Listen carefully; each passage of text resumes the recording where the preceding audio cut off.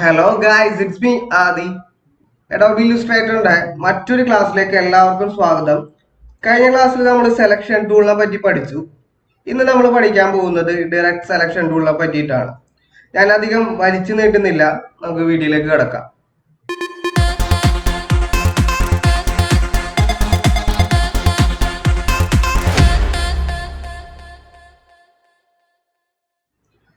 Adobe Illustratorന്റെ software ഞാനിവിടെ open ചെയ്ത് വെച്ചിട്ടുണ്ട്. നമുക്കിനി വർക്ക് ചെയ്യാൻ വേണ്ടിയിട്ട് ഒരു A4 ആർട്ട്ബോർഡ് സൈസ് എടുക്കണം. അതിനുവേണ്ടി ഞാൻ ന്യൂ ഫയൽ ക്ലിക്ക് ചെയ്യുകയാണ്. ഇവിടെ ഞാൻ റീസെൻ്റ് ആയിട്ട് എടുത്തിട്ടുള്ള പ്രീസെറ്റ്സ് കാണാം. അതുകൂടാതെ ഞാനിത് ഇവിടെ വന്നിട്ട് പ്രിന്റിൽ വന്നിട്ട് A4 സെലക്ട് ചെയ്യുകയാണ്. ഇവിടെ പ്രീസെറ്റ് ഡീറ്റെയിൽസ് കാണാം. അതിൽ ഞാൻ യൂണിറ്റ് മാത്രം പോയിന്റ്സിൽ നിന്നും ഇഞ്ചസിലേക്ക് മാറ്റുകയാണ്. ഓറിയന്റേഷൻ ലാൻഡ്സ്കേപ്പ് ആക്കുന്നുണ്ട്. കളർ മോഡ് CMYK എന്നുള്ളത് ഞാൻ RGBയിലേക്ക് മാറ്റുന്നുണ്ട്.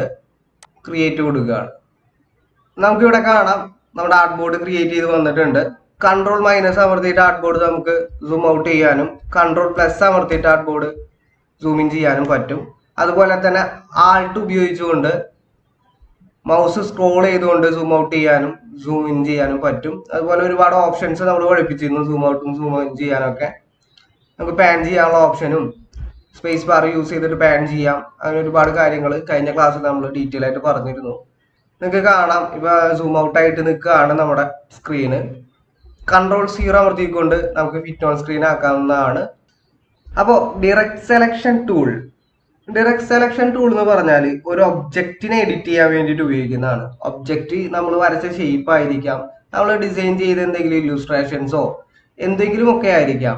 അപ്പോൾ ആ ഒബ്ജക്റ്റിന്റെ പാത്ത് എഡിറ്റ് ചെയ്യാൻ വേണ്ടിയിട്ട് ഉപയോഗിക്കുന്ന ഒരു ടൂളാണ് ഡയറക്റ്റ് സെലക്ഷൻ ടൂൾ. നമുക്കിവിടെ കാണാം ടൂൾ ബോക്സിൽ രണ്ടാമതായിട്ടാണ് ഡയറക്റ്റ് സെലക്ഷൻ ടൂൾ നൽകിയിരിക്കുന്നത്.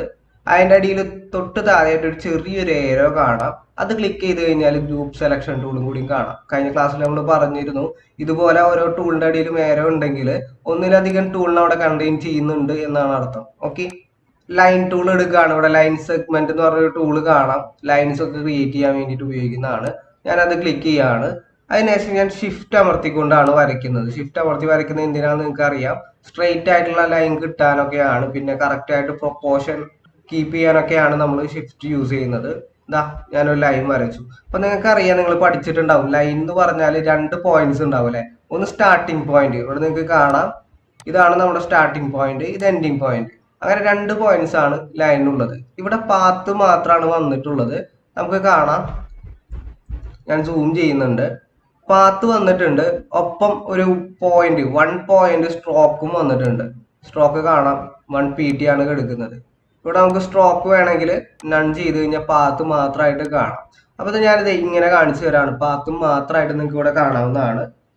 അപ്പോ ഇതില് ഈ കാണുന്ന ലൈനെ പാത്ത് എന്നാണ് പറയാം. ഈ പോയിന്റ്സിന് ആങ്കർ പോയിന്റ് എന്നാണ് പറയുക. ഈ ആങ്കർ പോയിന്റ് എഡിറ്റ് ചെയ്യാൻ വേണ്ടിയിട്ട് യൂസ് ചെയ്യുന്ന ടൂളാണ് ഡയറക്റ്റ് സെലക്ഷൻ ടൂൾ. അതായത് ഇത് എഡിറ്റ് ചെയ്തുകൊണ്ട് നമുക്ക് ഇതിന്റെ ഷേപ്പ് എങ്ങനെ വേണമെങ്കിലും മാറ്റിയെടുക്കാൻ പറ്റും. അതായത് ഇൻഡിവിജ്വൽ ആയിട്ടുള്ള വ്യക്തിഗതമായിട്ടുള്ള ആങ്കർ പോയിന്റുകളെ സെലക്ട് ചെയ്യുന്നതിനും അതിനെ നീക്കാൻ വേണ്ടിയിട്ടും യൂസ് ചെയ്യുന്ന ഒരു ടൂളാണ് ഡയറക്റ്റ് സെലക്ഷൻ ടൂൾ. ഞാൻ ഇവിടെ ക്ലിക്ക് ചെയ്തിട്ട് കണ്ടോ, ഇങ്ങനെ നമുക്കതിനെ എഡിറ്റ് ചെയ്ത് ഏത് ഷേപ്പിലേക്ക് വേണമെങ്കിലും മാറ്റാം. മനസ്സിലായെന്ന് വിചാരിക്കുന്നു. ഷിഫ്റ്റ് അമർത്തുകയാണെങ്കിൽ കറക്റ്റ് നമുക്ക് ഒരു പ്രൊപ്പോർഷൻ അനുസരിച്ച് കണ്ടോ നമുക്ക് കറക്റ്റ് ആയിട്ട് ആംഗിൾസ് അനുസരിച്ച് നമുക്ക് സെറ്റ് ചെയ്യാവുന്നതാണ്. അപ്പൊ ഷിഫ്റ്റിന്റെ ഒരു ഉപയോഗം എന്ന് വെച്ചാൽ ഇപ്പൊ ഞാനൊരു ലൈൻ കൂടി എടുക്കുകയാണെങ്കിൽ എനിക്ക് സ്ട്രെയിറ്റ് ആയിട്ടുള്ള ഒരു ലൈൻ വേണം. അപ്പൊ നമ്മൾ മൗസ് യൂസ് ചെയ്ത് ക്ലിക്ക് ചെയ്ത് ഇങ്ങനെ ഡ്രാഗ് ചെയ്ത് വലിക്കുമ്പോൾ ചിലപ്പോൾ നമ്മൾ ഈ ഒരു പോയിന്റിലൊക്കെ കൊണ്ടുവന്ന് നിർത്തി കഴിഞ്ഞാൽ ഒരു ഇൻക്ലൈൻ ഫീലാണ് കിട്ടുന്നത് അല്ലെ ലൈന്. നമുക്ക് ഷിഫ്റ്റ് അമർത്തിക്കൊണ്ട് നമുക്ക് കറക്റ്റ് ആയിട്ട് സ്ട്രെയിറ്റ് ആയിട്ട് ആ ലൈൻ വരയ്ക്കാൻ പറ്റും. മനസ്സിലായെന്ന് വിചാരിക്കുന്നു. ഞാൻ കൺട്രോൾ Z അമർത്താണ് ബാക്ക്വേർഡ് ചെയ്യാണ്. Control Z അമർത്താണ്. ഓക്കെ, അപ്പോൾ ഡയറക്റ്റ് സെലക്ഷൻ ടൂൾ ഉപയോഗിച്ചിട്ട് നമുക്ക് എഡിറ്റ് ചെയ്യാൻ മാത്രമല്ല നമുക്ക് കോപ്പി ചെയ്യാൻ പറ്റും. ഇപ്പോൾ ഓൾട്ട് അമർത്തിക്കൊണ്ട് ആ ഒരു പാത്തിനെ ക്ലിക്ക് ചെയ്തിട്ട് ഇങ്ങനെ കോപ്പി ചെയ്ത് വെക്കാം. അതുപോലെ തന്നെ നമുക്ക് ഇത് ക്ലിക്ക് ചെയ്തിട്ട് ഇങ്ങനെ മൂവ് ചെയ്ത് വെക്കാനും പറ്റും. അപ്പോൾ സെയിം കാര്യം തന്നെയാണ് നമ്മൾ സെലക്ഷൻ ടൂളും പഠിച്ചത്. സെലക്ഷൻ ടൂൾ നമുക്ക് ഇതുപോലെ തന്നെ സെലക്ട് ചെയ്യാൻ പറ്റും, മൂവ് ചെയ്യാൻ പറ്റും, റൊട്ടേറ്റ് ചെയ്യാനൊക്കെ പറ്റും. റൊട്ടേറ്റ് ചെയ്യാനും കോപ്പി ചെയ്യാനൊക്കെ പറ്റും. പക്ഷെ ഇവിടെ നമുക്ക് റൊട്ടേറ്റ് ചെയ്യാനൊന്നും പറ്റൂല ഡയറക്റ്റ് സെലക്ഷൻ ടൂൾ യൂസ് ചെയ്തിട്ട്. നമുക്ക് ഇങ്ങനെ സെലക്ട് ചെയ്യാം, കോപ്പി ചെയ്യാം, ഓൾട്ട് ഉപയോഗിച്ചിട്ട് കോപ്പി ചെയ്യാം. ഞാനിവിടെ സെലക്ട് ചെയ്തിട്ട് ഡിലീറ്റ് ബട്ടൺ യൂസ് ചെയ്തിട്ട് ഡിലീറ്റ് ചെയ്യാനും കഴിയും. അപ്പോൾ സിമ്പിളായിട്ട് മനസ്സിലാക്കാന്ന് പറഞ്ഞാൽ ഈ പറയുന്ന സെലക്ഷൻ ടൂൾ ഉപയോഗിക്കുന്നത് ഇൻഡിവിജ്വൽ ആയിട്ടുള്ള പാത്തുകൾ ഇങ്ങനെ സെലക്ട് ചെയ്യാനും അതിനെ റീഷേപ്പ് ചെയ്യുക അല്ലെങ്കിൽ എഡിറ്റ് ചെയ്യാനും വേണ്ടിയിട്ടാണ്. ഓക്കെ, ഇതിപ്പോൾ ഞാൻ മൊത്തമായിട്ട് ഡിലീറ്റ് ചെയ്യാണ്. ഡിലീറ്റ് ബട്ടൺ യൂസ് ചെയ്ത് ഡിലീറ്റ് ചെയ്തു. നമുക്കിനി ഒരു സ്ക്വയർ വരയ്ക്കാം. സ്ക്വയർ വരയ്ക്കാൻ വേണ്ടിയിട്ട് ഇവിടെ ഞാൻ റെക്റ്റാങ്കിൾ ടൂൾ എടുക്കുന്നുണ്ട്. എം ആണ് ഷോർട്ട് കട്ട്. നിങ്ങൾക്കറിയാം, ഷിഫ്റ്റ് അമർത്തി പിടിച്ചുകൊണ്ട് വരച്ചു കഴിഞ്ഞാൽ നമുക്ക് കറക്റ്റ് ആയിട്ട് ഒരു സ്ക്വയർ വരയ്ക്കാവുന്നതാണ്. ഞാൻ അതേ ഒരു സ്ക്വയർ വരച്ചു. ഇനി ഡയറക്റ്റ് സെലക്ഷൻ ടൂൾ ഞാൻ യൂസ് ചെയ്യാണ്. ഇതിൽ നമുക്ക് ഈ സ്ക്വയർ ഞാൻ നേരത്തെ മൂവ് ചെയ്ത് വെച്ച പോലെ, അതായത് ലൈൻ നമ്മളിവിടെ പാത്തിൽ ക്ലിക്ക് ചെയ്തുകൊണ്ട് ഇങ്ങനെ മൂവ് ചെയ്തു. പക്ഷെ ഇവിടെ പാത്തിൽ ക്ലിക്ക് ചെയ്ത് മൂവ് ചെയ്യുമ്പോൾ പ്രശ്നം എന്ന് വെച്ചാൽ ഇവിടെ ഒന്നിലധികം ആങ്കർ പോയിന്റുകൾ ഉണ്ട്. അതായത് ഏകദേശം നമുക്ക് കാണാം 1 2 3 4 4 ആങ്കർ പോയിന്റുകൾ ഉണ്ട്. അതുകൊണ്ട് തന്നെ ഇതുപോലുള്ള ഒന്നിലധികം ആങ്കർ പോയിന്റുകളുള്ള ഷേപ്പുകളെ നമുക്ക് ഇതുപോലെ ഒരുമിച്ച്, അതായത് ഇത് മൊത്തമായിട്ട് ഒരുമിച്ച് നമുക്ക് നിൽക്കാൻ പറ്റില്ല. കാരണം ഒന്നിലധികം ആങ്കർ പോയിന്റ്സ് ഉണ്ട്. നേരെ മറിച്ച് നമ്മൾ എന്ത് ചെയ്യണമെന്ന് വെച്ചാൽ എല്ലാ ആങ്കർ പോയിന്റുകളും ഇങ്ങനെ ഡ്രാഗ് ചെയ്ത് സെലക്ട് ചെയ്തതിനു ശേഷം ഇവിടെ ഒരു സെന്റർ പോയിന്റ് ഉണ്ടാവും. അവിടെ ക്ലിക്ക് ചെയ്തിട്ട് ഇങ്ങനെ മൂവ് ചെയ്യാം. അപ്പൊ നമുക്ക് മൂവ് ചെയ്യണമെങ്കിൽ ഒന്നിലധികം ആങ്കർ പോയിന്റുകൾ ഉണ്ടെങ്കിൽ എല്ലാ ആങ്കർ പോയിന്റുകളും സെലക്ട് ചെയ്തുകൊണ്ട് മൂവ് ചെയ്യേണ്ടി വരും. അപ്പൊ ഇത് ഞാൻ മൂവ് ചെയ്ത് ഏകദേശം ഒരു സെന്ററിലേക്ക് കൊണ്ടുവന്ന് വെക്കുകയാണ്. ഇവിടെ 4 ആങ്കർ പോയിന്റുകൾ കൂടാതെ തന്നെ ഒരു സർക്കിൾ കാണാം അല്ലെ. 4 ആങ്കർ പോയിന്റ് കൂടി ഒരു സർക്കിൾ കാണാം. പഴയ ഫോട്ടോഷോപ്പിലൊക്കെ ആണെങ്കിൽ ഈ ഒരു ഓപ്ഷൻ ഉണ്ടാവില്ല. ഈ സർക്കിൾ എന്തിനാണെന്ന് വെച്ചാൽ നമുക്ക് ഞാൻ നോക്കാം. ഈ ഒരു ആങ്കർ മാത്രം ഞാൻ ഇങ്ങനെ ഡ്രാഗ് ചെയ്ത് സെലക്ട് ചെയ്യാണ്. ഇത് കണ്ടോ, ഞാൻ അതിനിങ്ങനെ വലിക്കുമ്പോൾ എന്താ സംഭവിക്കുന്നത്, അവിടെ ഒരു കർവ് ഷേപ്പ് ക്രിയേറ്റ് ആവുന്നുണ്ട് അല്ലെ. അപ്പോൾ ഈ ഒരു പോർഷനിൽ മാത്രമാണ് കർവ് ക്രിയേറ്റ് ആവുന്നത്. കാരണം ഞാൻ ആ ഒരു ആങ്കർ പോയിന്റ് മാത്രമേ സെലക്ട് ചെയ്തിരുന്നുള്ളൂ. നേരെ മറിച്ച് ഞാനത് ഈ 2 ആങ്കർ പോയിന്റുകൾ സെലക്ട് ചെയ്തിട്ട് ചെയ്യുമ്പോഴോ കണ്ടോ, 2 ഭാഗത്തും നമുക്കിങ്ങനെ കർവ് ചെയ്യാം. നേരെ മറിച്ച് എല്ലാ ആങ്കർ പോയിന്റുകളും സെലക്ട് ചെയ്യുകയാണെങ്കിലോ കണ്ടോ, ഈ ഒരു സർക്കിൾ പിടിച്ചിട്ട് നമ്മൾ ഡ്രാഗ് ചെയ്യുമ്പോൾ റൗണ്ടഡ് റെക്റ്റാങ്കിൾ ആയിട്ട് മാറുന്നത്. നമുക്ക് വേണമെങ്കിൽ സർക്കിളിലേക്കും കൺവേർട്ട് ചെയ്യാം. മനസ്സിലായെന്ന് വിചാരിക്കുന്നു. അപ്പോൾ ഇൻഡിവിജ്വൽ ആയിട്ട് ചെയ്യുകയാണെങ്കിൽ ഏതെങ്കിലും ഒരു ആങ്കർ പോയിന്റ് സെലക്ട് ചെയ്തുകൊണ്ട് നമുക്ക് ഇങ്ങനെ കർവ് ചെയ്യാം. അപ്പോൾ ഡയറക്റ്റ് സെലക്ഷൻ ടൂളിന്റെ എന്താണ് ഉപയോഗം? ഏതെങ്കിലും ഒരു ആങ്കർ പോയിന്റ് സെലക്ട് ചെയ്തുകൊണ്ട് ഇൻഡിവിജ്വൽ ആയിട്ട് നമുക്ക് ഷേപ്സിൽ മാറ്റാം. അതുകൂടാതെ ഇപ്പോൾ ഈ 2 എണ്ണം സെലക്ട് ചെയ്തിട്ട് ഞാനിത് ചേഞ്ചസ് വരുത്താൻ പറ്റും നമുക്ക്. ഇപ്പോൾ ഈ 3 ആങ്കർ പോയിന്റുകൾ ഇനി സെലക്ട് ചെയ്യണം. അപ്പോൾ ഞാൻ ഷിഫ്റ്റ് അമർത്തിയിട്ട് ഇങ്ങനെ 1 2 3 ഞാൻ സെലക്ട് ചെയ്തു. കേട്ടോ, ഈ ഒരു പോയിന്റ് താഴെയുള്ള ഒരു പോയിന്റ് അവിടെ തന്നെ നിൽക്കും. പക്ഷെ ആ 3 പോയിന്റ് നമുക്ക് റീഷേപ്പ് ചെയ്യാൻ പറ്റും. മനസ്സിലായെന്ന് വിചാരിക്കുന്നു. ഇതാ ഞാൻ ഇങ്ങനെ സെലക്ട് ചെയ്ത് ഓൾ സെലക്ട് ചെയ്തിട്ട് അല്ലെങ്കിൽ കൺട്രോൾ എ അമർത്തിയിട്ട് ഓൾ സെലക്ട് ചെയ്യാവുന്നതാണ്. എന്നിട്ട് ഡിലീറ്റ് ചെയ്തു. ഞാനൊരു സർക്കിൾ ക്രിയേറ്റ് ചെയ്യാണ്. അതിന് വേണ്ടി എലിപ്സ് ടൂൾ എടുക്കുകയാണ്. എല്ലാണ് ഷോർട്ട് കട്ട്. ഷിഫ്റ്റ് അമർത്തി പിടിച്ചുകൊണ്ടാണ് സർക്കിൾ ക്രിയേറ്റ് ചെയ്യുന്നത്. അപ്പൊ സർക്കിൾ ക്രിയേറ്റ് ചെയ്യുമ്പോൾ നിങ്ങൾക്ക് കാണും ഇവിടെ 4 ആങ്കർ പോയിന്റ്സ് ആണ്. അപ്പോൾ അവിടെ എന്താ വ്യത്യാസം വരുന്നത്? നമ്മൾ റെക്റ്റാങ്കിൾ അല്ലെങ്കിൽ സ്ക്വയർ ക്രിയേറ്റ് ചെയ്തപ്പോഴും 4 ആങ്കർ പോയിന്റ് ആണ്, സർക്കിൾ ക്രിയേറ്റ് ചെയ്തപ്പോഴും 4 ആങ്കർ പോയിന്റ് ആണ് വരുന്നത് അല്ലെ. പക്ഷെ ഇവിടെ ഒരു ചെറിയൊരു വ്യത്യാസം എന്താന്ന് വെച്ചാൽ നമുക്കിവിടെ ഈ ഒരു ആങ്കർ പോയിന്റിൽ ക്ലിക്ക് ചെയ്യുമ്പോൾ 2 ഹാൻഡിൽസ് കാണാം അല്ലെ. അതായത് ഈ ഒരു ഹാൻഡില് നമുക്ക് ഈ ഒരു കർവിനെയാണ് സപ്പോർട്ട് ചെയ്യുന്നത്.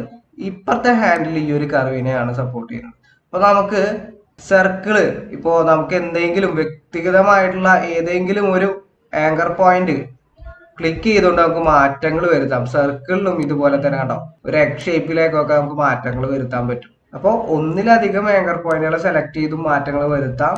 ഇൻഡിവിജ്വൽ ആയിട്ടുള്ള ആങ്കർ പോയിന്റുകളെ സെലക്ട് ചെയ്തും റീഷേപ്പ് ചെയ്യാം. ഞാൻ കൺട്രോൾ എ അമർത്തി ഓൾ സെലക്ട് ചെയ്തതിനു ശേഷം ഡിലീറ്റ് ബട്ടൺ അമർത്താണ്. നമുക്കിവിടെ ഇതുവരെ ഉപയോഗിച്ച ഡയറക്റ്റ് സെലക്ഷൻ ടൂളും റെക്ടാങ്കിൾ ടൂളും ഒക്കെ ഉപയോഗിച്ചിട്ട് നമുക്കൊരു ചെറിയൊരു ഷേപ്സ് ഒക്കെ യൂസ് ചെയ്തിട്ട് ഒരു വീട് വരയ്ക്കാം. അപ്പൊ ദേ ഇവിടെ ഞാൻ റെക്ടാങ്കിൾ ടൂൾ എടുക്കുന്നുണ്ട്. ഇവിടെ ഞാനിതിങ്ങനെ ഒരു സ്പേസ്, ഈ ഒരു വീടിന്റെ ഒരു പോർഷൻ വരയ്ക്കുന്നുണ്ട്. പിന്നെ ഒരു ഷേപ്പും കൂടി വരയ്ക്കുന്നുണ്ട്. ഇവിടെ ഒരു ഷേപ്പും കൂടി വരയ്ക്കുന്നുണ്ട്. ഇനി നമുക്കത് അറേഞ്ച് ചെയ്യാം. നിങ്ങൾക്ക് അറിയാം, ഇത് മൊത്തമായിട്ട് സെലക്ട് ചെയ്തതിനു ശേഷം പിന്നെ ഞാനിത് ഇങ്ങനെ കൊണ്ടുവന്ന ഈ ഒരു പോർഷനിലേക്ക് വെക്കുന്നുണ്ട്. ഒരു പോർഷൻ ഈ ഒരു ലെവൽ വെച്ചു, ഇങ്ങനെ വെച്ചു, അങ്ങനെ വെച്ചു. ഓക്കെ, ഇനി ഇത് ഞാൻ സെന്ററിൽ ക്ലിക്ക് ചെയ്തിട്ട് ഈ ഒരു പോർഷൻ വെച്ചു. ഈ 2 പോയിന്റ് സെലക്ട് ചെയ്യുക, അതിങ്ങനെ ചെറുതാക്കി വെച്ചു. ഓക്കെ, കുറച്ചുകൂടി വലുതാക്കാം. ഈ ഒരു സർക്കിൾ യൂസ് ചെയ്തത് ഇങ്ങനെ കർവാക്കി. ഞാനിവിടെ റൗണ്ട് റെക്റ്റാങ്കിൾ എടുത്തിട്ട് ഇവിടെ ഒരു 2 വിൻഡോസ് വെച്ചു. കർവ് കുറയ്ക്കാണ്. ഓക്കെ, ഞാനത് ഓൾട്ട് അമർത്തിക്കൊണ്ട് ഇതിനൊരു കോപ്പി എടുത്തിപ്പുറത്ത് വെച്ചു. ഓക്കെ, നമുക്കിനി കളർ കൊടുക്കാം. നമുക്കറിയാം ഈ ഒരു ഷേപ്പ് ക്ലിക്ക് ചെയ്തതിനു ശേഷം ഫില്ല് ഡബിൾ ക്ലിക്ക് ചെയ്യുക. നമുക്കൊരു ഓക്കെ ഈ ഒരു കളറ്, ഞാൻ ഈ ഒരു കളർ കൊടുത്തു. ഈ ഒരു സ്ക്വയർ ക്ലിക്ക് ചെയ്തിട്ട് ഒരു യെല്ലോ കളർ കൊടുക്കും. ഇത് ക്ലിക്ക് ചെയ്തിട്ട്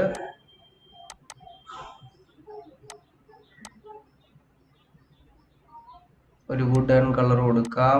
അപ്പൊ നമുക്ക് വേണമെങ്കിൽ ഇതിന്റെ മോൾ ഭാഗമൊക്കെ ഇങ്ങനെ കർവ് ചെയ്യാം കേട്ടോ. ഈ ഒരു ലെവലിലൊക്കെ കർവ് ചെയ്യാം. നമുക്ക് ഇഷ്ടാനുസരണം ഇങ്ങനെ കർവ് ചെയ്യാം. ഇങ്ങനെ വെക്കാം, ഇങ്ങനെ വെക്കാം, ഏത് ലെവലിൽ വേണമെങ്കിലും കർവ് ചെയ്യാം. അപ്പൊ ഇതുപോലെ നമുക്ക് ഷേപ്സും കാര്യങ്ങളൊക്കെ വർക്ക് ചെയ്യുമ്പോൾ നമുക്ക് കർവ് ചെയ്യാനും അതുപോലെ തന്നെ ഷേപ്സിന്റെ ആങ്കർ പോയിന്റുകളെ പാത്ത് എഡിറ്റ് ചെയ്യാനും റീഷേപ്പ് ചെയ്യാനും ഒക്കെ നമുക്ക് ഈ ഒരു ഡയറക്ഷൻ ടൂൾ യൂസ് ചെയ്തിട്ട് ഉപയോഗിക്കാം. അപ്പൊ നെക്സ്റ്റ് ട്യൂട്ടോറിയലിൽ നമ്മുടെ ഒബ്ജക്ട് സെലക്ഷൻ ടൂളിനെ കുറിച്ചാണ് പറയുന്നത്. വളരെ ഡീറ്റെയിൽ ആയിട്ട് തന്നെ ഞാൻ പറഞ്ഞു പോകും. ഓക്കെ, അപ്പോൾ ഇനി അടുത്ത വീഡിയോ ആയിട്ട് വരുന്നവരെ വെയിറ്റ് ചെയ്യാം. Thank you so much.